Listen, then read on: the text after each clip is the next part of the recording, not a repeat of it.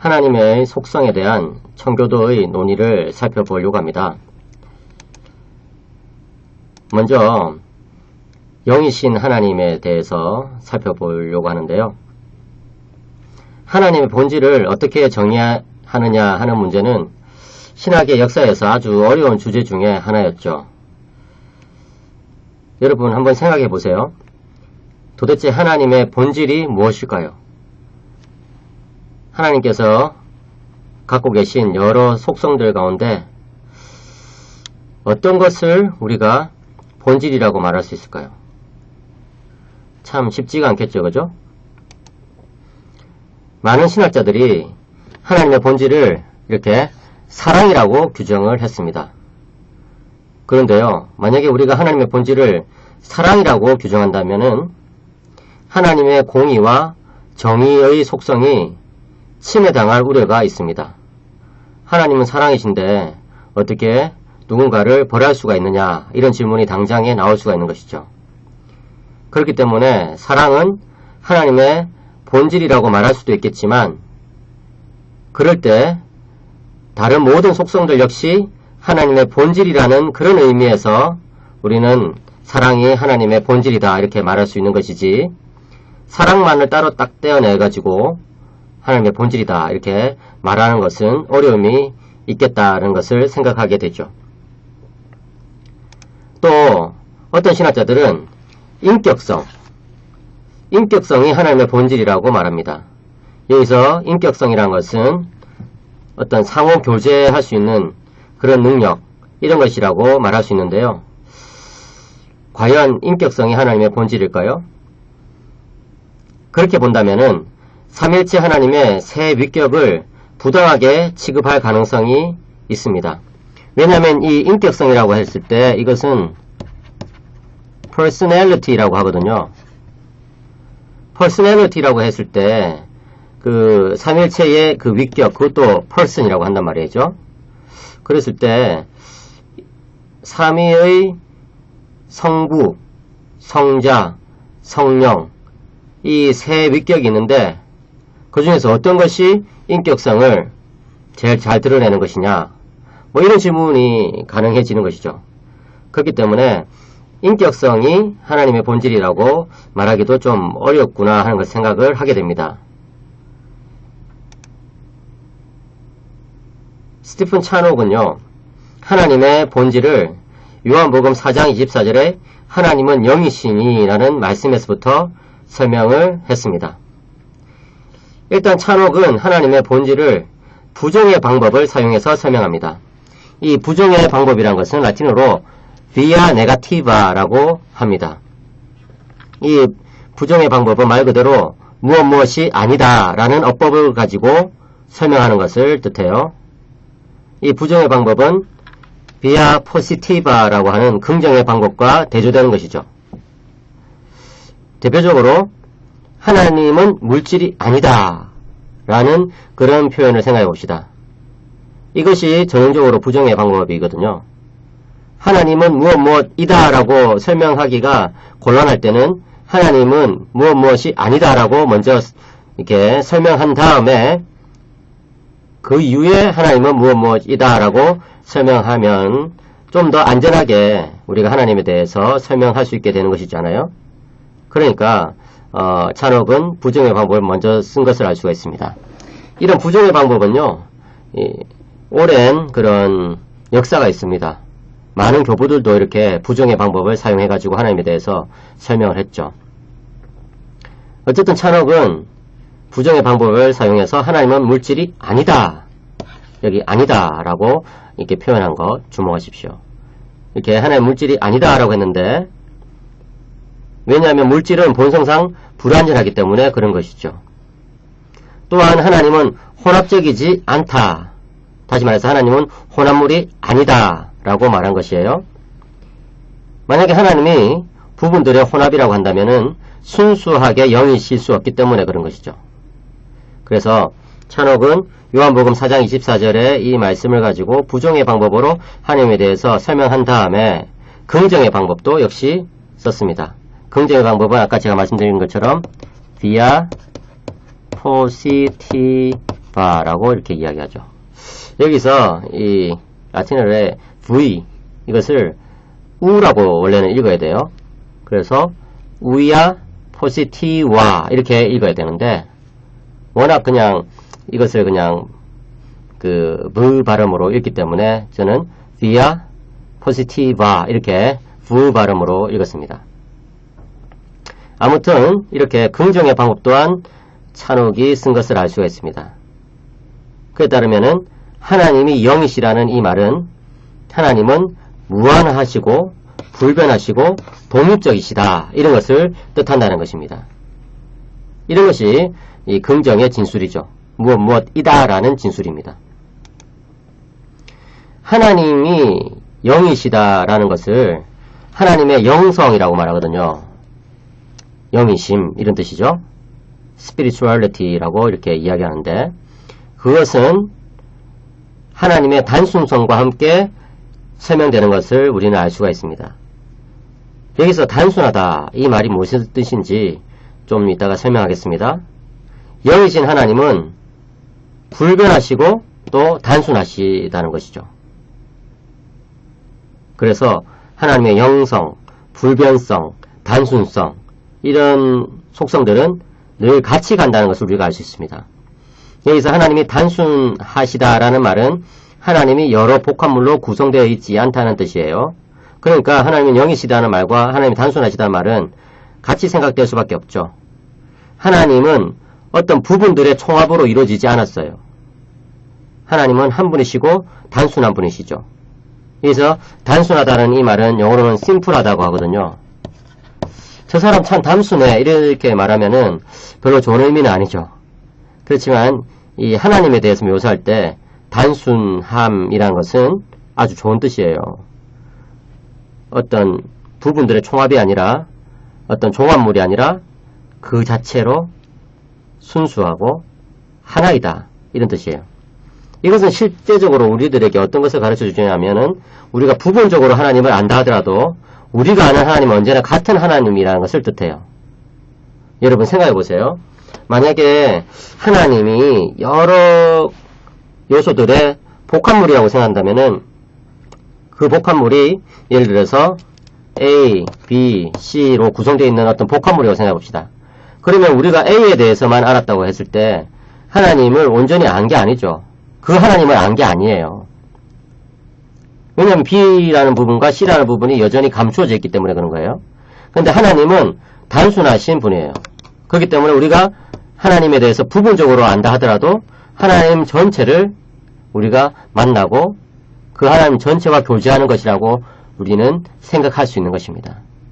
그래서 우리가 어렸을 때 알게 된 그 하나님이 나이가 들면서 신앙의 연륜이 높아지면서 그렇게 알게 된 하나님과 같은 분이라는 것을 우리는 알 수 있어요. 왜? 하나님은 단순하신 분이시기 때문에. 특별히 여러분 우리는요. 아우구스티누스 이후로 기독교 신학이 하나님의 본질은 하나님의 존재이며 곧 하나님의 본질은 하나님의 속성과 같다. 그래서 하나님의 본질 이꼴은 하나님의 존재 이꼴은 하나님의 속성이다. 이런 공식을 발견할 수가 있습니다. 이것을 여러분들이 좀 깊이 생각할 필요가 있어요. 도대체 무슨 뜻이냐? 여러분 한번 생각해 보십시오. 하나님의 본질과 하나님의 존재 사이에 어떤 차이가 있을 수 있을까요?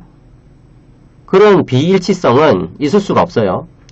하나님의 본질이 나타났는데 하나님의 존재가 드러나지 않았다는 것은 말이 안 되기 때문에 그런 것이죠. 그렇기 때문에 하나님의 본질은 언제나 하나님의 존재와 같다는 것을 우리는 알게 됩니다. 또한 우리는 하나님의 본질은 하나님의 속성과 같다는 것을 알게 돼요. 다시 말해서 하나님의 하나의 속성이 전체 본질에 속한 것이 아니라면 그것은 하나님의 속성이 될 수가 없거든요. 만일 우리가 하나님이 영이시라는 사실, 그리고 하나님은 단순하시다는 이 사실, 그리고 하나님은 불변하시다는 이 사실을 인정한다면 아구스티누스의 명제를 받아들일 수밖에 없습니다. 그리고 역으로 아구스티누스의 명제, 즉 하나님의 본질은 하나님의 존재이며 곧 하나님의 속성이다 라는 이 아구스티누스의 명제를 받아들이는 사람은 하나님의 영성, 단순성, 불변성을 인정하게 되죠. 여러분, 이 아구스티누스의 명제를 잘 생각해 보셔야 돼요. 그래야지 우리가 하나님에 대해서 바르게 알 수 있습니다.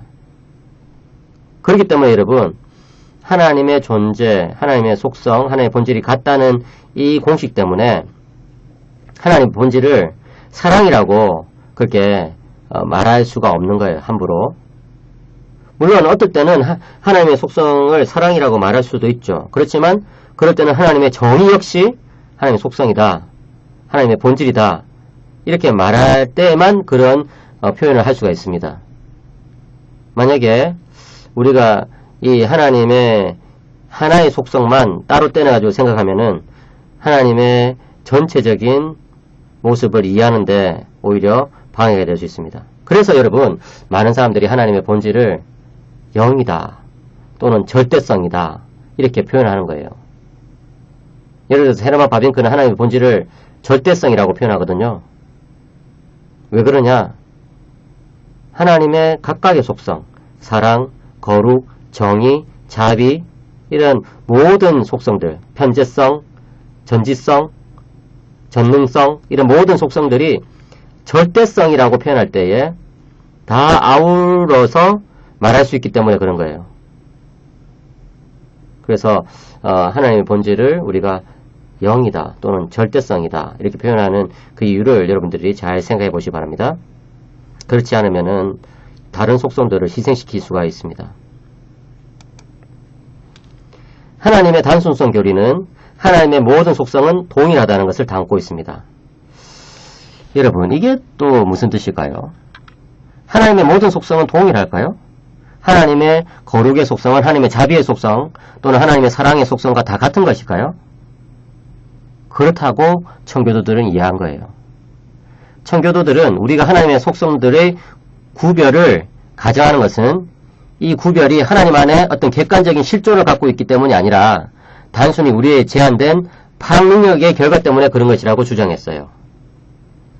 이게 사실은 개혁파 정통주의자들이 말했던 것 중에 하나거든요. 여러분, 하나님이 만약에 사랑이라는 속성도 있고 거룩이라는 속성도 있고 정의라는 속성도 있고 자비라는 속성도 있는데 그런 속성들이 다 다르다 이렇게 이야기해 보세요. 만약에 다 다르다면 우리는 하나님이 어떤 복합체라고 생각하기가 쉬워집니다. 근데 하나님은 영이시기 때문에 결코 복합체가 아니라고 말했잖아요. 그럼 도대체 그 속성들은 어떤 것이라고 이해해야 되느냐? 그것은 우리의 지각 속에서만, 우리의 이 생각 세국에서만 그렇게 파악된다는 거예요. 사실은 중세 때부터 하나님의 속성에 대해서 이해하는 방식이 크게 세 가지가 있었습니다. 첫 번째는요, 하나님 안에 이런 다양한 정말 이렇게 속성들이 이렇게 나눠져 있다고 이해한 사람이 있었어요. 뭔가 어떤 절대성이 있는데 하나님 안에 그런 구별이 어느 정도 있다고 이야기한 사람이 있죠. 두 번째는 하나님은 한 분이신데 그것이 우리들 안에 지각될 때 우리들의 머릿속에서 그 속성이 다양하게 와닿는다는 것입니다. 그래서 때로는 사랑으로, 때로는 거룩으로, 때로는 자비로 이렇게 느껴진다는 거예요. 생각된다는 거예요. 그 다음에 이 모든 것을 단지 언어의 문제로 생각하는 그런 사람이 있었습니다. 그래서 하나님은 단순하신데 우리가 하나님 안에서 여러 속성들을 구분한 것은 단지 언어의 문제다, 말의 문제다 이렇게 주장한 사람이 있었던 거예요. 이런 1, 2, 3번 중에 종교학자들은 또 청교도들은 대체로 이 2번의 견해를 따라갔습니다. 예를 들어서 프란시스 쉐닐 같은 사람은 하나님의 속성들은 매우 많지만 그것들이 하나님의 본질과 다른 어떤 것이 아니라고 주장합니다. 하나님의 속성들은 하나님의 본질에 속해 있기 때문에 하나님의 본질을 분리시키지 않고는 속성들 역시 분리시킬 수 없다고, 분리될 수 없다고 그렇게 주장한 거예요. 그렇기 때문에 역으로 하나님의 본질이 하나라면 하나님의 속성도 역시 하나다 이렇게 이야기하는 거예요. 에드워드 리도 그렇게 이야기했어요. 하나님의 속성들은 모두 하나님께는 본질적이다, 단일하다, 하나다 이렇게 이야기했어요. 하나님 안에는 우연이란 전혀 없고 하나님 안에 존재하는 것은 무엇이나 똑같이 하나님이기 때문에 그런 것이에요. 그렇기 때문에 하나님의 자비는 하나님의 공의이고 하나님의 공의는 하나님의 자비이며 하나님의 선이고 거룩이고 지혜라는 거예요. 이러한 구별된 속성들은 각각 하나님의 본질입니다. 다만 우리의 이해 속에서만 다르게 인식될 뿐이에요. 그렇기 때문에 여러분, 우리가 하나님의 자비를 느꼈다는 것은 곧 하나님의 본질을 느낀 것이고 경험한 것이고 체험한 것이고 알게 된 것이고 그것은 곧 하나님 그분, 하나님의 존재를 우리가 마음속에 모시게 되었다는 것을 뜻하는 것이죠. 이것이 바로 아우구스티누스의 공리의 의미입니다. 우리가 하나님의 거룩을 느끼는 순간 그것은 하나님의 본질과 맞닿아가지고 경험한 것이고 그것은 곧 하나님 자신이, 하나님 그 존재가 우리 안에 들어온 일이라는 것이죠. 우리 안에서 역사하신 일이라는 거예요. 그 세 가지를 따로 떼어놓을 수 없다는 것이죠. 우리는요, 때로 그렇게 생각하기가 쉽거든요. 하나님은 저 멀리 어딘가에 계시고 우리들에게 사랑을 그냥 쏘아주신다. 우리에게 어떤 거룩을 그냥 느끼게 그냥 한번 쏘아주신다. 이렇게 생각하기가 쉽거든요. 근데 그게 아니라는 거예요. 우리가 하나님의 한 속성을 느낀 것은 곧 하나님의 본질과 접촉한 것이고 그것은 곧 하나님께서 우리 안에 들어와 계신 것이다. 하나님께서 우리 안에 와서 역사하시지 않으면 우리는 하나님의 속성이나 하나님의 그런 성품을 느낄 수도 알 수도 없는 것입니다. 아주 체험적이죠. 그죠? 그래서 여러분 이 신론이라는 것은 사실은 사변적이고 생각에만 머무는 것이 아니라 직접적으로 우리 신앙에 관련된 일이에요. 여러분들이 하나님의 존재는 곧 하나님의 본질이며 그것은 곧 하나님의 속성과 같다. 이 공리, 그것을 잘 생각해 보시기 바랍니다. 다음으로 우리가 생각하는 것은 영원하신 하나님이에요. 하나님의 영원성이죠. 영원이란 무엇일까요? 영원이란 참 규정하기 힘든 개념입니다. 아우구스티누스는 그의 고백록에서 시간이란 것을 누가 나에게 묻지 않았을 때는 아는 것처럼 생각되었지만 누가 나에게 시간이란 무엇이냐를 물으면 나는 그것에 대해서 답할 수가 없다. 난 그것을 모른다는 것을 깨닫는다. 이렇게 이야기한 적이 있습니다. 영원이란 것은 더욱더 그러하죠. 여러분, 영원이 무엇인지를 한번 생각해 보십시오. 그래서 이렇게 규정하기 힘든 것은 부정의 방법을 가지고 접근해 봐야 됩니다. 그래서 찬옥은 영원을 시간과 대조해서 이해를 합니다. 시간은 시작과 끝이 있죠. 그렇지만 영원은 시작과 끝이 없죠. 이렇게 무엇이 없다, 아니다. 이렇게 부정의 방법을 사용해가지고 영혼에 대해서 이야기한답니다. 하는 것입니다. 하나님의 광대성이 공간적인 크기를 부정하는 것이라면 하나님의 영원성은 시간적인 길이를 부정하는 것입니다. 영원하신 하나님은 시작도 끝도 없으신 분이십니다. 특별히 우리는 이 영원이라는 것을 하나님의 속성과 관련해서 생각해 볼 수 있습니다. 하나님의 선하신 속성과 관련해서 생각해 볼 수 있다는 뜻이에요. 하나님은 영원하신데 그렇기 때문에 최고의 선이신 것을 알 수 있습니다. 따라서 여러분, 하나님은 자신을 사랑하실 수밖에 없습니다. 만약에 여러분, 하나님이 자기를 사랑할 수 없다고 한다면 하나님은 온전한 선이 아니신 거예요. 역으로 하나님이 온전한 최고의 선이라고 한다면 하나님은 자신을 사랑할 수밖에 없죠. 그리고 그것이 우리 피조물에도 너무나 좋은 일이죠. 그죠? 제가 예전에 어떤 선교단체 간사님에게 그런 질문을 받은 적이 있어요. 하나님은 이 세상을 하나님을 위하여 창조하셨다라고 웨스트민스터 신앙고백서에 되어 있는데 거기서 하나님을 위하여라는 이 표현이 너무 이기적으로 들린다는 것입니다. 그런데요, 그것에 대한 청교도들의 대답은 무엇입니까? 만약에 하나님께서 이 세상을 하나님을 위하여 창조하시지 않는다고 한다면 하나님은 온전한 선이 될 수가 없다는 거예요. 하나님은 온전한 선이시기 때문에 하나님을 위하여 활동할 수밖에 없습니다. 그것이 여러분 아까 말했던 하나님의 존재, 하나님의 본질, 하나님의 속성이 일치한다는 의미예요. 여러분. 그것을 여러분들이 이해하지 못하면은 하나님이 하나님 자신을 위해서 이 세상을 창조했다는 것을 윤리적으로 파악할 수 없게 돼요. 그러면 마치 우리가 생각하는 그런 이기성으로 하나님을 가둬버리게 되는 것이죠. 결코 그런 게 아닙니다. 여러분. 하나님의 자기 사랑은 이기성 때문이 아니라 선성 때문인 것입니다.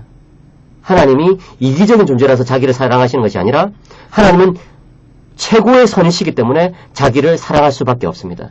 최고의 선인 그분이 자기를 사랑하지 않는다는 것은 악을 사랑한다는 것과 똑같은 뜻이 되는 것이죠. 여러분들이 이런 것을 잘 파괴해야 합니다. 하나님에 대해서 잘 알지 못하는 것에서부터 모든 신학적인 오류가 생기는 것이죠. 여러분, 이런 부분들을 꼭 기억하십시오.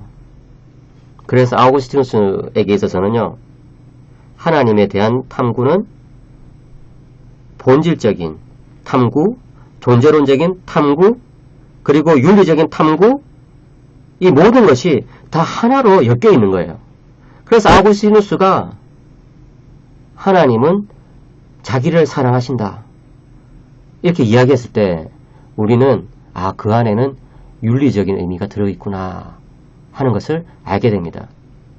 하나님이 자기를 사랑하지 않으면요, 우리가 죄를 지을 때 용납할 수도 있을 거예요. 하나님 스스로가 온전한 선을 사랑하지 않는데 어떻게 우리한테 온전한 선을 사랑하라고 말할 수가 있겠습니까? 그렇기 때문에 여러분, 우리는 하나님의 자기 사랑을 이런 관점에서 이해해야 합니다. 영원하신 하나님 안에는 또한 연속의 개념도 생각할 수가 없습니다. 연속이란 것은 석세션이라고 그러죠. 이것은 하나님 안에 있는 어떤 시작이나 끝을 생각할 수가 없다는 것이고, 하나님 안에는 또한 앞선 일과 뒤따라오는 일을 생각할 수가 없다는 거예요. 그런 일이 없다는 겁니다. 하나님 안에는. 왜냐하면 하나님은 순간에 모든 것을 갖고 계시기 때문이시죠.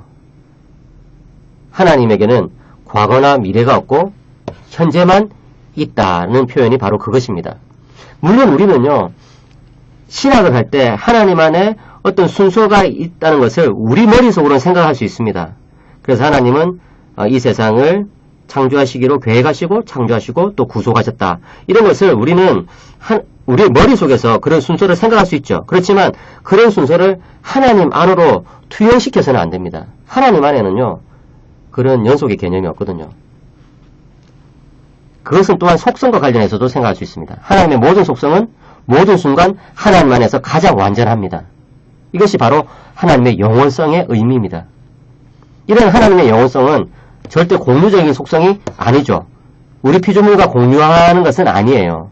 그렇기 때문에 인간이 영생, 곧 영원한 삶을 누린다는 것도 역시 하나님과 같은 절대적인 영원성을 소유한다는 것이 아니라 영원하신 하나님께서 주신 생명의 은혜로 참여한다는 것을 뜻해요. 그래서 우리가 영생을 누린다는 것은 하나님께서 주신 그 생명의 은혜로서 단지 참여하는 것을 뜻하는 거구나. 그것을 우리가 우리의 것으로 완전히 소유해가지고 어떻게 해볼 수 있는 그런 것이라고 생각해서는 안 되는구나 하는 것을 우리는 알 수 있습니다. 자, 여러분, 이렇게 하나님의 속성에 대한 청교도의 논의 첫 번째 논의를 살펴봤는데, 계속해서 두 번째 논의로 넘어가도록 하겠습니다. 강의를 계속 들어주십시오.